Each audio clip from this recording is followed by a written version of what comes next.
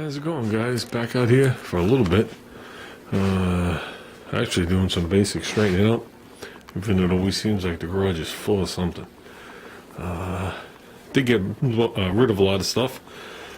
That snowblower is back, ready for some action. Mini bike's gone. All the other snowblowers are gone. A lot of crap is gone. As you can see, where the SPI box is, the card is still empty. My bicycle's still here. Gotta get rid of that. But I was actually working on this. I didn't want to start anything new, but this was a working machine. Okay, you can't go by what the outside looks like. And this was in a body shop, and body shop conditions make it look pretty much like that.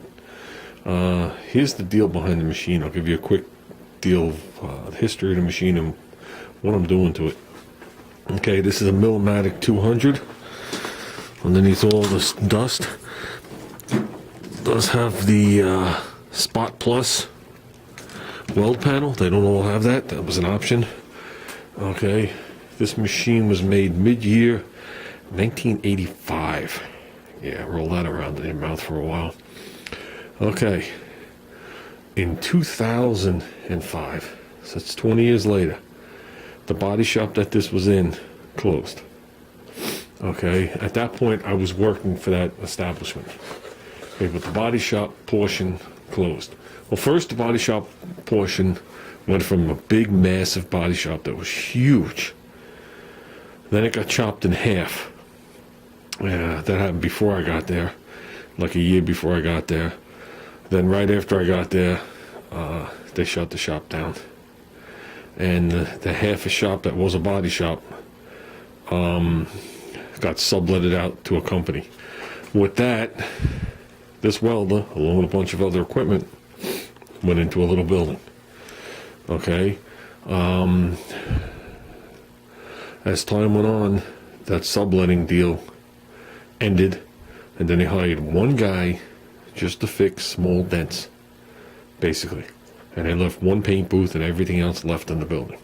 The frame machines, all the stuff left that was there, to do heavy, it wasn't a, it wasn't a chintzy body shop. They did, real collision work. And they had two booths going, a couple of frame machines. It was definitely a nice setup. And then when they downsized it, they were a little cramped in there, obviously. Then when they went to the one guy, they sold off one of the booths, and all the equipment gone. And they saved this, figuring, okay, someday we'll use it. And it got pushed to the side. Now fast forward to last year, I went to get something, and I went in that building, and I saw it sitting there. Forgot all about it. So did everybody else. Because all the people that were involved in this were long gone. Whoever saved it was long gone, was never able to get it out of there. And whatever. So, I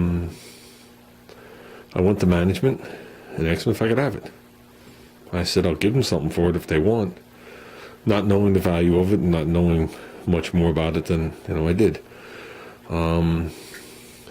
And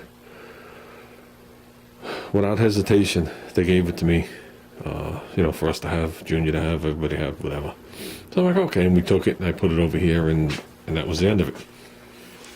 Because I really didn't have a use for it right away. Then Junior went off with his welders, and I had my welder, whatever. So now that Junior technically does not have his welder anymore, and neither do I, the other one, he will be replacing it, but that's another conversation. I figured, let's blow the dust off this thing. I got to change the plug. I might extend the cord on it, but either way I'm going to just change the plug. There's a new one right there. And I looked it over because I went online to see if there was any problems with these machines, and it turns out the Millermatic 200 was like a workhorse. To my amazement, there are these machines for sale between $1,000 and $1,500 still. I'm not sure what the years are that they've made it. You can just tell by the serial number You go right on to, I downloaded it. You could, Miller something with the years, and they start at 1967, they go to 2022. And you can just tell by the first two letters. The first letter tells the year, the second letter tells if it's January or it was either June or July. So it's either beginning of the year or mid-year. This was mid-year for 1985. Still set up for 23 thousandths wire. These have the double wire feed instead of just one in an idler. So I looked at what people told me to look at, and to my amazement, they were right. This machine here, okay, I have the piece off at the end here. I'll show you in a minute. There's a low port and a high port. I mean, there's all other stuff. But if you're going from 0, what's 10 to 20 volts, and then 20 to 30 volts, you take this out, and you just switch it, along with, then doing your settings. Okay, it must go to a different part of that converter in there, transformer. Okay, this one looks like it's never been used. Okay, which fits in with a body shop. The lower one, here's the deal. Here it is in a nutshell. Okay, this is what's bolted through. Okay, except this outer nut is backwards. This surface is supposed to meet up with that surface, and in between those two surfaces is this wire. Okay, then you have the front yellow piece, which is actually an insulator, and this other insulator, so you're not putting current through the chassis. And if you look at this, it's not in the center anymore. Okay, the piece has slowly been melting down, very close to shorting out. Look how thin it is right here. Never shorted out, but look how thin it is. Okay, this was also loose, so that wire was arcing on the backside. It was arcing on this side, because that's the other companion. And if you look, it was arcing onto this hollow stud that actually took one of the threads right out. This is a hollow piece of, I'm assuming it's copper. And if you look at it here, look at the size of the hole, you look at it here, the hole's bigger. So this has a taper to it, as well as this pin. They're not meant to jam the pin in there, you just put the pin in. Okay, and I guess as time has gone on, you can see the pitting and all the stuff with it. Okay, when you put the two together and you have a bad connection, you make heat. Okay, when you make heat, you start to melt that plastic. Now, the heat is either from a bad connection here, or there was definitely a bad connection here. This thing was arcing away. There was actually a gap in here of like 2 threads to that piece. Okay, this piece that's in my hand, okay, these 2 Allen keys hooked to the copper right here, there and there, and the other one has a set screw that sticks up with a big head on it, and that's what this yellow handle hooks to, so you can grip it. That's what like keys it into it. Okay, so this would slip into there and lock down, and it gives you a chance to go back and forth. Nothing wrong with the wire whatsoever. It's been in the same position probably for 35 years. So what we did was we ordered this piece here, which comes with everything you see here. It comes with a new one of these coppers, which I guess we might have to change it on. There's nothing wrong with it, not even corrosion on it. It comes with this new yellow jacket. So that'll rebuild this. We'll go in here, we'll clean this. Oops, we'll give it a quick hone. This right here, okay, this is solid. Man, it's not even round. That's solid square stock. This will clean on both sides. Okay, and then we also ordered this kit, which comes with everything you need. It comes with everything in my hand. It comes with a lock washer, comes with the yellow insulator, and it comes with that fiber insulator. They sell those in different colors for some reason. Different years and different welders had different colors.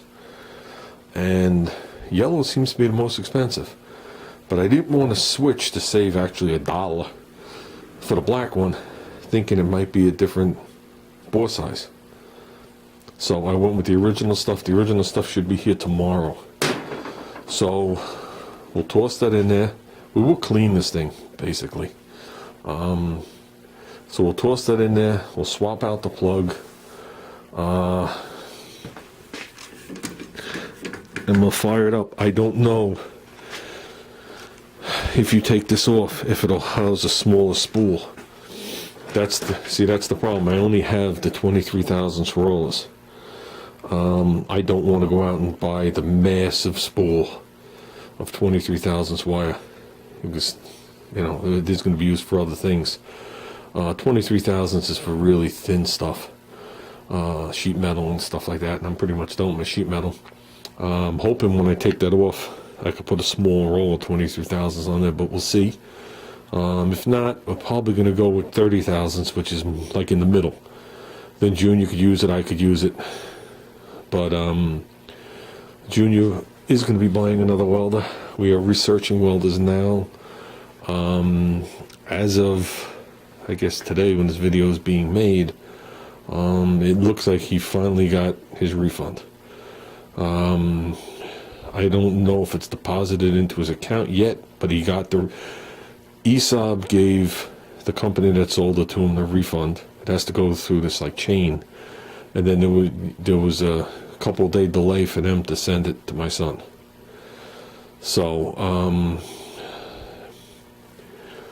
what welder Junior's gonna buy, I'm not really sure, but I think Junior's gonna stay away from a hobbyist welder if he plans on doing it, actually doing this, or getting a little more seriously into this. He's going to go into a commercial welder, which is a commercial welder. To show you the difference between this and the little handheld welders, see this? Oh, it's not even, you can't even see it there. This is solid. This is solid metal. So we're definitely going to go in here, clean out all the body dust. Look at the components in there. Okay, I don't mess around. I think this thing is 200 and don't quote me on it. I thought it was 230 or 240 pounds without a tank and without wire on it. So I know it's close to 300 with the big spool of wire. That's what I've read on it. And it's supposed to be a pretty good, pretty good machine. The only electronics in this machine is for that spot welder stuff, which I haven't even read up on to see what that does. This thing also takes a spool gun. So the electronics don't really control anything else. It's just done with solenoids and things like that. So we're going to come in here. We'll get rid of the layers of dust. And we'll get working on it. I'm trying to see. I've watched videos on this thing. This thing will actually spray weld. Takes a lot to spray weld. This machine will take 23 thousandths, 30 thousandths, 35 thousandths, 45 thousandths wire. And they show you with the spool gun.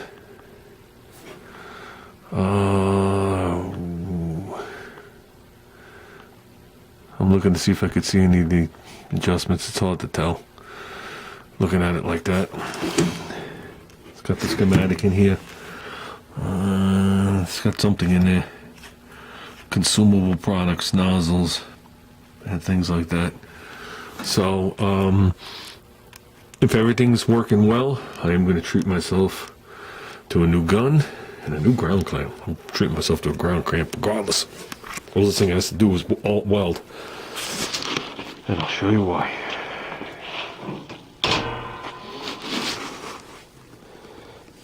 It's got the measles. Now, I've worked with morons in the past. Everybody's worked with morons. I'm not really sure. I mean, I understand why it's bent. Someone probably left it on a car. I can only imagine what this clamp's been through over the years.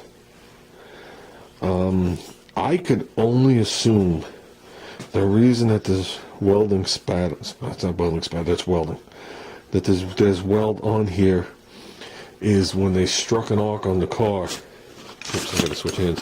When they struck an arc on the car, maybe they had a problem, so they went right to the ground clamp. This isn't the best of ground clamps to begin with. This is real old school. The nice ones have a copper braiding from here to here, so the ground will go through both sides. This one, technically the ground only goes through the one side right over here. Okay, the rest of it has to go through where it makes contact touching and through the spring. It's really a shitty way. So you're relying on this end. But the wire looks good. But we'll see. Junior changes the ground clamps on everything he buys. So, yeah. So, I just figured I'd bring you guys up to speed. I was supposed to be getting some snow over the weekend. So, I got everything cleaned out in here, so I might just sit and putz with this thing. Actually, to test it, I just got to put that stud on.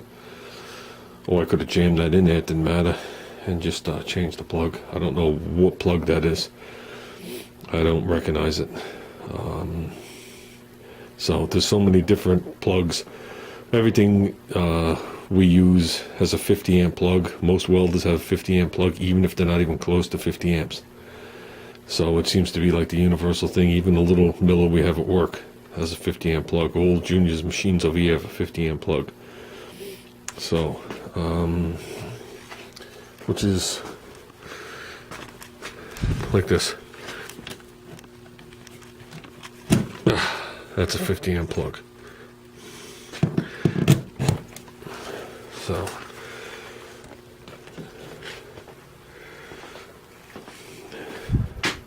So with that said, guys, hopefully everything's good with it. And I could be back in business for myself, working, enjoying myself, and leaving it to the side, not worrying about scratching it or dinging it or denting it, or putting the cover on it. But I guess I'm going to have to spring for a bottle. So I'll find the smallest bottle they make. It's good enough for me. But, okay guys, just figured I'd bring you up to speed. I know I haven't made too many videos. So this camera, my cards will not erase. I don't know if anybody has that problem. I can't do anything on this camera because there's no screen in the back anymore. Never had a screen in the front. The lens is broken. The batteries are held in with tape, and the whole thing has epoxy primer on it. Okay, so we are on major overtime.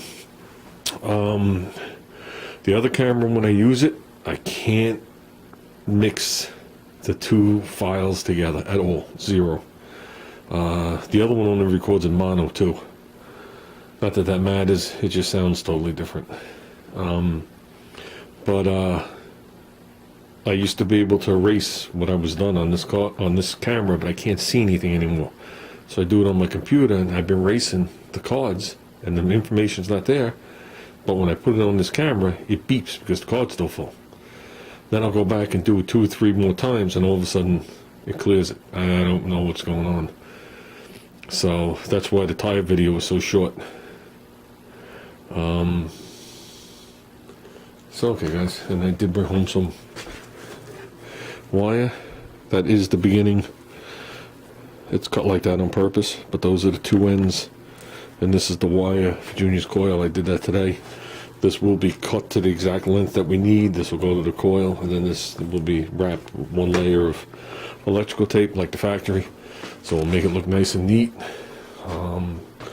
2 different colors, I think. It's black and red, so on the other end doesn't matter.